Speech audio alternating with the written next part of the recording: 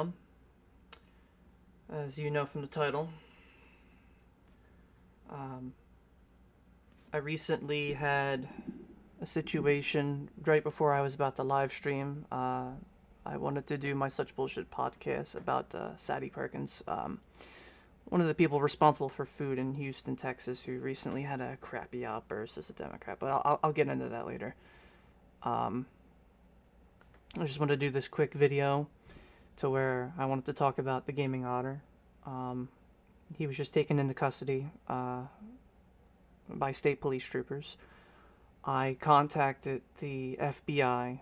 I knew somebody within the FBI from my dealings with IC3 because of previous doxing incidents of certain individuals that were there at that live stream.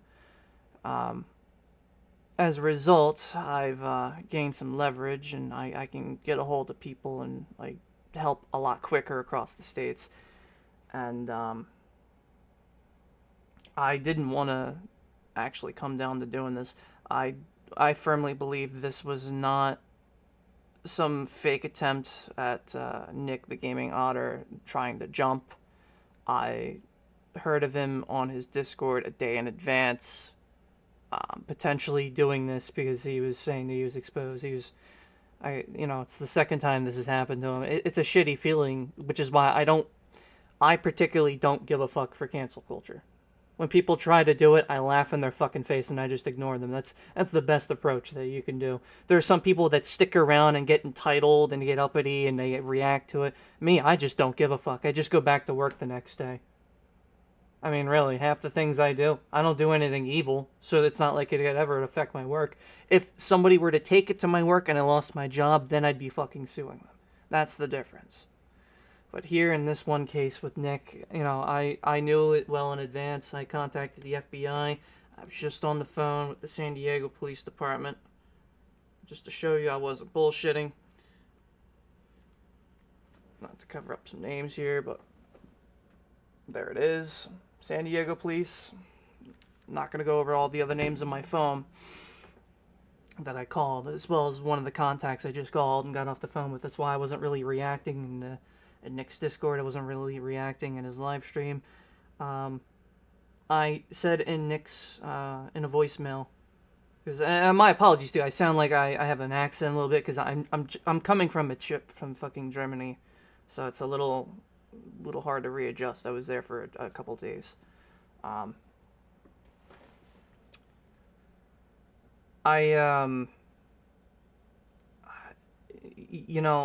didn't want to see another one of my friends taking their lives over cancel culture on YouTube. It's just not a good thing.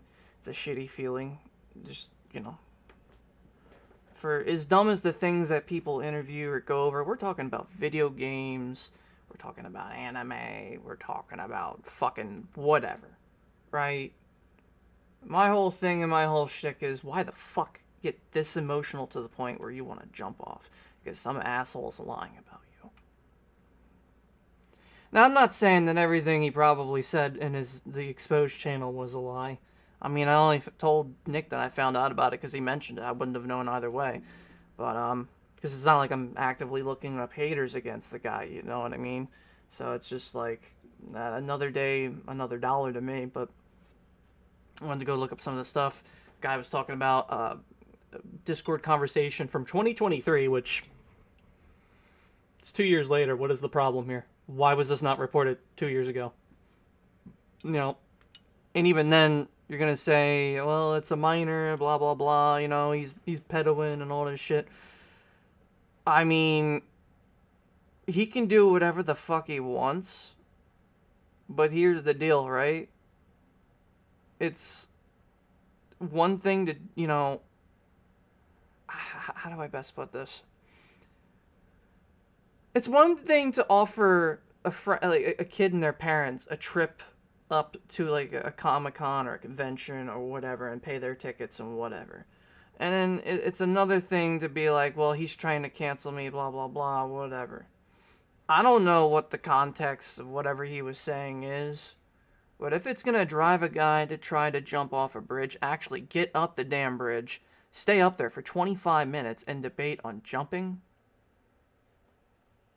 fucked. Now, the only reason it took the San Diego State Police to, that long to find him was because I had to explain to them the mural that was behind him. They couldn't find the exact bridge or the exact entry ramp. So it took a little bit longer for them to pinpoint. And my name is not on any of the paperwork. I'm not a caller. I'm an anonymous person that tipped in. And that's how I preferred. I didn't want to have my name attached to that police report several states away. I'm not going to involve myself in any kind of legal bullshit in Cali because I hate California. I hate all Californians in general. It's not exactly my cup of tea to deal with those kinds of people. I just look at them like they are of a special idiocy in my book. But I didn't want to do this. I didn't want to call the FBI. I didn't want to call state. I didn't want to get on the phone with San Diego, the city police. I didn't want to get on the phone with them either. Because I called all of them. Because now Nick is going to be criminally charged with some bullcrap for being up on a bridge and not just getting mental help and going to a hospital. But this is why I can't stand fucking cancel culture. Like, I have a lot of people saying that I should advocate and be really, really hateful towards Carl Jobs right now. Believe it or not. And I just don't give a fuck. Like, really. I'd rather just, go online, put a controller in my fucking hand right now, and play a game. That's what I want to do. I want to play a game right now. Can't do that. I gotta worry about friends jumping off of bridges, friends possibly dying the next day, cancel culture taking off, and just shitty people in government positions being assholes. That's all I really care about right now. Anyway, that's all I wanted to say. And I hope Nick gets well and gets the help he needs. And whatever this hate channel, whatever the fuck it is, I mean, I get it. It's probably something really fucking stupid, but you're drudging up shit from, 2017. Mind you, Etika was lied to. Plenty of times. It's been proven. Isaiah lied to Etika a lot. That's a no-brainer. Like, if you're gonna re-quote that, and I don't want to hear crap about the Joy-Con boys or any of this garbage that I've heard. I don't even give a fuck for the name. That just sounds cringy as shit. But that's all I wanted to say. There's no point to this. I mean, to the guy that runs the Exposed channel right now, I don't know your name. I don't need to know anything about you. I'm not trying to argue. I'm not trying to fight with you. But I'm not trying to support Nick either for this one, whatever the fuck he did. But does it really involve you? Do you personally know this guy? You know what I mean? Has he stolen money from you? Has he stolen, has he kicked your dog? Did he beat your wife? Like, does this actually matter to you? Really? Does it affect your schoolwork, your college, work, your car, anything? Your career? Where's your career? The channel that you're doing it off of is small as fuck. Is a grain of sand. Is there any point? I shit talk specifically to drag attention to things that need to have the attention for innovation. And that's it. So what is yours? Like, this is why I really don't do drama exposed videos, because they're pointless. They're pointless in the long run. You lose your self-image in it. You lose your self-image in this shit. So just be yourself. It's not that hard. But unfortunately, it's the hardest thing for some people to just be your fucking self. You got people like Keemstar, who years ago was crying at the death of Apollo, and then turns around and is siding with Billy. Oh, look at Billy and his new hot sauce, guys. People that just do it for the views, I can't fucking stand those people. They have no self-image. I'd rather retain that. Because that makes me an honest person that people will actually trust to talk to.